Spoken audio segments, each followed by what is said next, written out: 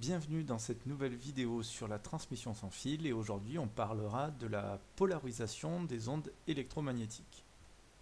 Alors, parler de la polarisation c'est bien, mais il faudrait déjà savoir ce que c'est. En fait, vous l'avez déjà rencontré. Vous l'avez déjà rencontré dans plusieurs situations. Par exemple, quand vous utilisez l'écran de votre ordinateur.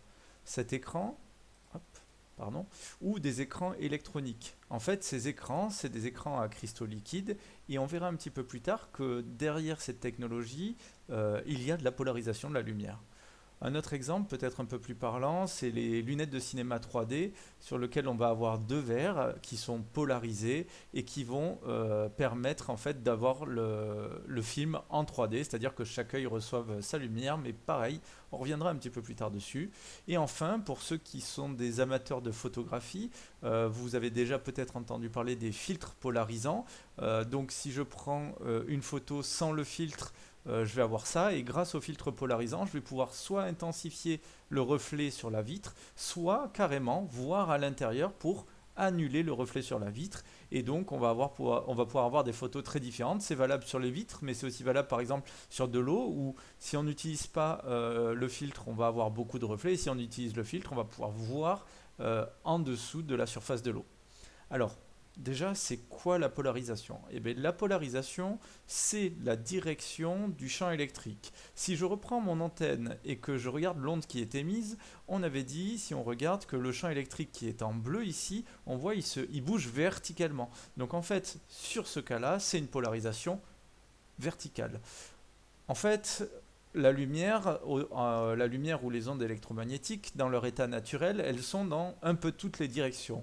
Et quand on utilise un élément qui va polariser la lumière, en fait, c'est un peu comme si on faisait une fente. Et on ne va laisser passer que la lumière ou les ondes qui sont dans le sens de la fente. Alors bien sûr c'est une image, c'est pas une fente physique, hein, mais c'est pour vous donner l'idée de la polarisation va bloquer le polariseur va bloquer les autres sens de polarisation et ne va laisser passer qu'un seul sens.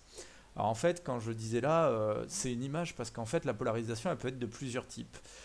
Déjà, on va avoir les polarisations linéaires. Alors les polarisations linéaires, elles peuvent être horizontales, verticales ou obliques. Donc si je regarde, en fait, si je me mets en face d'une onde qui arrive vers moi et que je regarde le champ électrique, alors on imagine, on a des yeux qui permettent de voir le champ électrique, on va voir le champ électrique qui varie comme ça, et ça varie selon une ligne. Alors quels sont les types d'antennes qui peuvent mener à ça? Si on regarde la petite antenne qui est comme ça, elle va faire une polarisation euh, verticale. Si on prend les antennes râteaux, elles vont nous faire une polarisation horizontale. Et voilà. Ensuite, on peut avoir des polarisations circulaires. Alors circulaire, ça peut être circulaire qui tourne dans le sens des aiguilles d'une montre ou dans le sens inverse. C'est ce qu'on va appeler circulaire droite ou circulaire gauche. Voilà. Et on va avoir pareil des antennes qui sont capables d'émettre selon une polarisation circulaire. C'est-à-dire que si je me mets en face, je vois le champ électrique qui tourne en se déplaçant vers moi. Et enfin, un mélange finalement un peu des deux, c'est l'elliptique, une ellipse, hein, c'est une sorte de cercle aplati, voilà, et c'est un autre type de polarisation qu'on pourrait avoir. Alors, reprenons un petit peu les exemples. Quand j'étais au cinéma, en fait, il faut bien voir qu'à l'époque, on avait une polarisation qui était verticale et horizontale dans les premiers cinémas 3D. Donc en gros, on imagine, on a deux projecteurs. Là, je les ai fait loin pour imager, mais bien sûr, ils peuvent être superposés, ça n'a pas d'importance. Il y en a un qui va émettre en horizontal et on va dire il va projeter l'œil droit, ou ça pourrait être l'œil gauche, hein, peu importe, et l'autre qui est en vertical et qui va projeter l'autre œil. Ces deux images vont être envoyées vers un écran, donc l'image de droite va être en horizontal, l'image de gauche va être en vertical, mais bien sûr les deux vont être superposés. Pour que ça marche, il faut que les deux soient superposés. Et donc en fait, ce que voit le spectateur, c'est une sorte de quadrillage. Donc si on ne met pas les lunettes, on voit juste les deux images superposées et on n'a pas l'effet 3D. Pour avoir l'effet 3D, on va devoir rajouter des filtres. Donc il faut que mon œil gauche il soit filtré pour bien obtenir l'image de gauche. Donc ce serait un filtre vertical. Et l'image de droite sera un filtre horizontal. Donc grâce à ça, j'y vois bien. Ouais, mais l'inconvénient, imaginons, vous commencez à tourner un petit peu la tête pour poser la tête sur votre partenaire ou votre voisin, voilà, ou vous endormez un petit peu, hein. Bah en fait, qu'est-ce qui se passe? Eh ben, si on tourne la tête, alors là, je vais abuser pour l'exemple, hein, mais si on met la tête à 90 degrés, ben, qu'est-ce qu'on voit? Eh ben, on voit que l'œil droit, maintenant, va recevoir que l'image qui est polarisée verticalement. C'est-à-dire qu'en fait, il va recevoir... donc l'œil gauche va recevoir l'œil droit et l'œil droit va recevoir l'œil gauche. Et là, on n'aura plus du tout l'effet 3D. On est foutu. En réalité, donc là je me suis mis à 90 degrés, mais en réalité c'est moins direct que ça suit la loi de Malus qui n'est pas au programme, mais je vous invite à aller voir si vous voulez, qui dit qu'en fait plus on est loin de l'alignement, moins on va recevoir d'intensité pour l'onde considérée. Qu'est-ce qu'ils ont fait pour éviter ce problème-là? Eh bien, ils sont partis sur une polarisation circulaire droite et circulaire gauche. Le problème, c'est que c'est compliqué de fabriquer une onde circulaire, et donc pour éviter d'avoir des contraintes mécaniques, il faut quand même que les lunettes elles soient faciles à porter, hein. Eh bien, on a utilisé un concept qui s'appelle la lame quart d'onde. La lame quart d'onde, en gros, elle transforme une polarisation circulaire en une polarisation linéaire.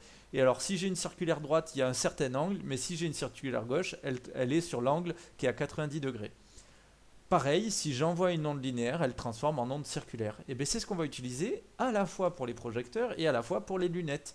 Pour le projecteur, on va mettre un polariseur linéaire, donc on va mettre les deux angles, hein. On va mettre deux angles à 90 degrés entre le projecteur gauche et le projecteur droit. On met des quarts d'onde en sortie, et comme on a deux quarts d'onde qui sont décalés, et bien dans ce cas-là, on va avoir une image polarisée droite et une image polarisée circulaire gauche. Sur l'écran, on va faire rebondir ces ondes qui vont revenir vers les spectateurs. Et vers les spectateurs, ils vont filtrer avec une lame quart d'onde. Cette lame quart d'onde va transformer les deux images, parce que chacune des lames va recevoir les deux, en une linéaire avec un premier angle et une linéaire avec un deuxième angle.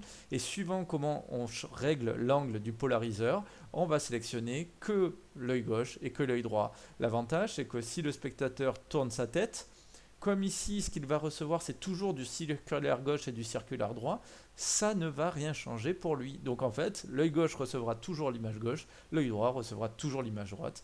Et je vous ai mis des petits liens en bas, c'est vers des articles qui approfondissent un petit peu ces notions. Je vous avais dit qu'on parlerait d'écran LCD. Alors comment ça fonctionne un écran LCD? Je vous invite à aller voir cette vidéo-là, dont je vous donne le lien sur YouTube. Mais en gros, on a une source à l'arrière blanche qui émet une lumière qui est non polarisée. On met un polarisateur horizontal. La lumière ensuite va passer vers les cristaux liquides. Ces cristaux liquides, suivant s'ils sont excités électriquement ou pas, ils vont soit laisser passer la lumière, soit changer l'angle de polarisation. Et en sortie, on a un filtre polarisé verticalement cette fois-ci. Et donc, les pixels qui ne sont pas activés, ben, la lumière va être bloquée complètement là-bas, et les pixels qui sont activés, la lumière va passer. Et donc, suivant le pourcentage de tension qu'on va mettre sur nos LCD, sur nos cristaux liquides, on va plus ou moins faire tourner la polarisation de la lumière. Et ça, ce qui est assez rigolo, c'est qu'on peut en faire un super projet. Parce que si on enlève ici le dernier polariseur, eh bien en fait notre écran va toujours avoir l'air blanc. Et si on met sur des lunettes un filtre polarisé, eh bien en fait, on ne pourra voir le contenu de l'écran que à travers les lunettes. Et donc, je vous invite à aller voir cette petite vidéo qui est assez sympa sur comment faire un moniteur secret. Voilà. Pour l'avoir testé, ça marche vraiment. C'était un super élément que je faisais en TP avec mes élèves avant. Maintenant, comment on choisit une antenne quand on n'est pas sûr de la polarisation du signal? Eh bien, on va regarder l'atténuation du signal et on va regarder en fonction de la polarisation de l'antenne de réception et en fonction de la polarisation de l'onde. Donc, si j'ai une onde qui est horizontale ou verticale et que j'ai une antenne qui est horizontale ou verticale, eh bien, si les deux sont horizontales, bah, c'est génial, j'ai tout mon signal qui va être récupéré, hein. La première fente et la deuxième fente, tout est dans le même sens, je récupère tout, donc mon atténuation, c'est 0 dB. Je n'ai pas d'atténuation, je n'ai pas d'amplification. Par contre, si j'ai une antenne qui est verticale alors que le signal il est polarisé horizontal, eh bien je perds l'ensemble du signal. Donc j'ai une atténuation infinie.